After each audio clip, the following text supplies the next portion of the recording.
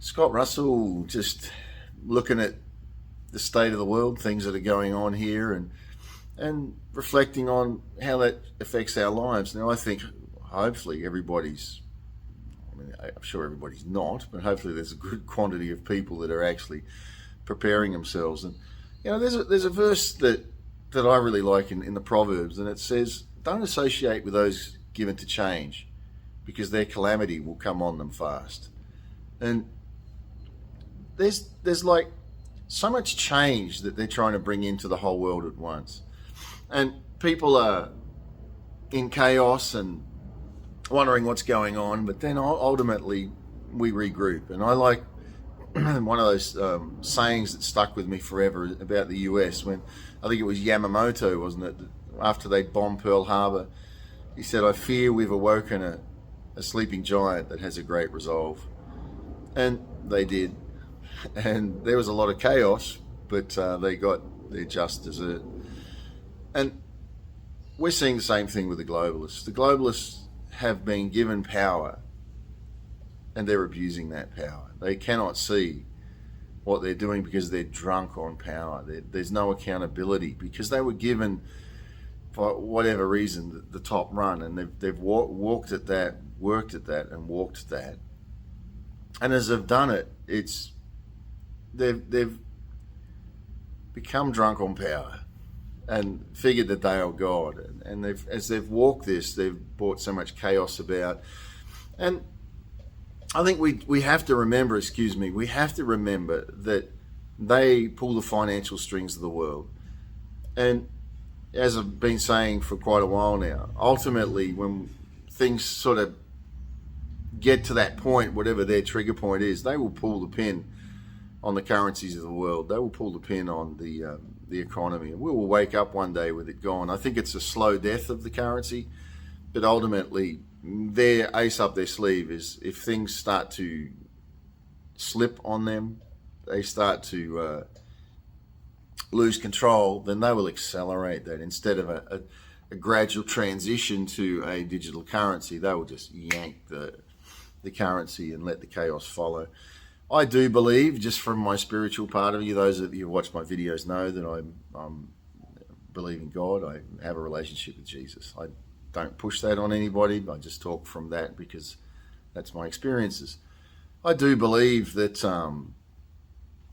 we are going to see the collapse of the US dollar, and then after that we'll have a period of about 3 years of God just moving sovereignly in people's lives, where people are starting to get their lives back on track to what they should be, where people are starting to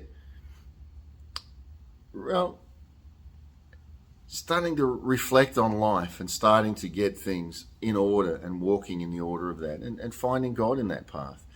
I put a video out talking about the theatre in the Paramount Theatre in Boston that you can read about in my book, Vegetable Garden Faith and a Corvette, the background of that. But I do understand that we are going to see that sort of thing happen, where sovereignly lives will be changed.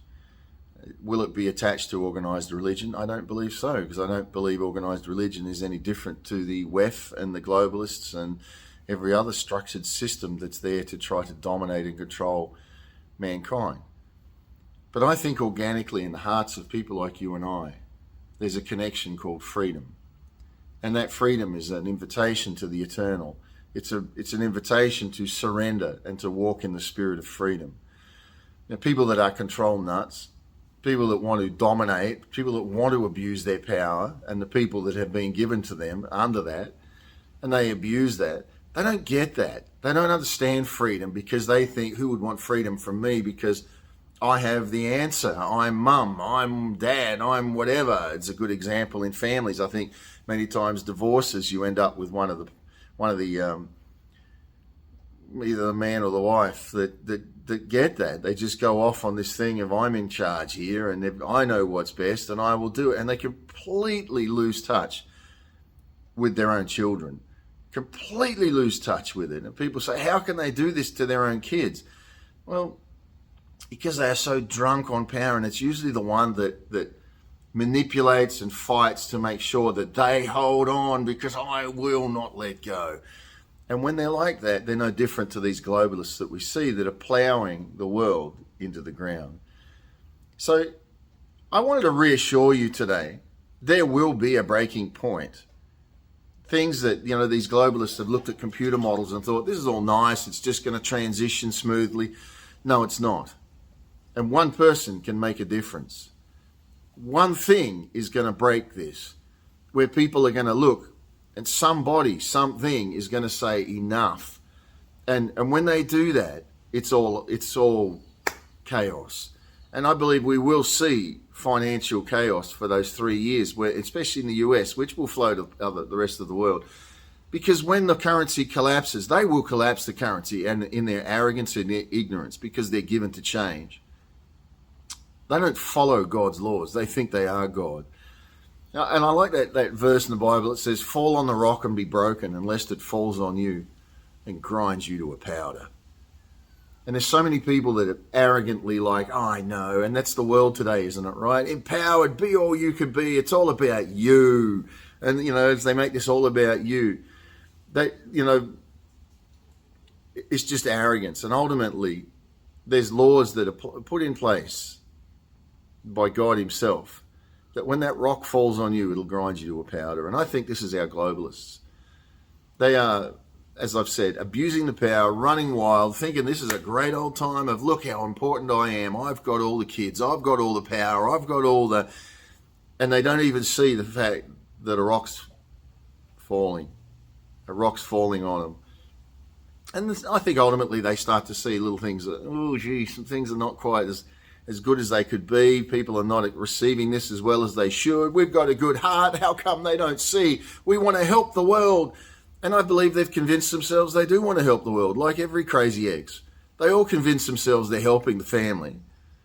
And this is for the better because they know what's better, but they're absolutely decimating people's lives. Decimating it. And the children, as they get older, they start to look and go, why did they do that? Completely unacceptable. They had no thought for anyone else but their own lust, their own pleasure, their own power. And that's our globalists. I can tell you now, friend, there is going to be a collapse of the globalist agenda, but they will collapse the currency. They will pull the pin on it as their final measure because there's men behind the scenes that we don't see, the Soroses of this world, that will collapse it. And when they do, I believe we will see 3 years, a minimum of 3 years, of people that are going to get back to what matters in life. People that are going to get back to understanding that God loves them and they can walk in the fullness of who God is for their life. I'll be there for it. You'll be there for it. Let's walk it together. Let's walk it together. Focus on what matters, the spirit of what's going on here. Because you can focus on something like, I'm going to make sure I keep this, and has to be my life, and there's no way I'm ever going to lose it. They'll pry it from my dead fingers, my house, my car, my money. Come on. It's like children fighting over Tonka trucks, toy trucks. Let it go. Get in the spirit of life. Get yourself in a place of order and peace and flow in that, and everything will follow. Everything will follow. So I'm actually excited for the future. I'm excited for what is going on. Yeah, there's some pain. There's some horrid things that are going to happen. But I choose to live beyond that because I'm not one given to change, because their calamity will come on them fast. I'm one that's given to change from evil back to what's righteous and good. That's not change. The change was the push away from that. We're coming back to what matters. Come on back with me. Let's take that journey.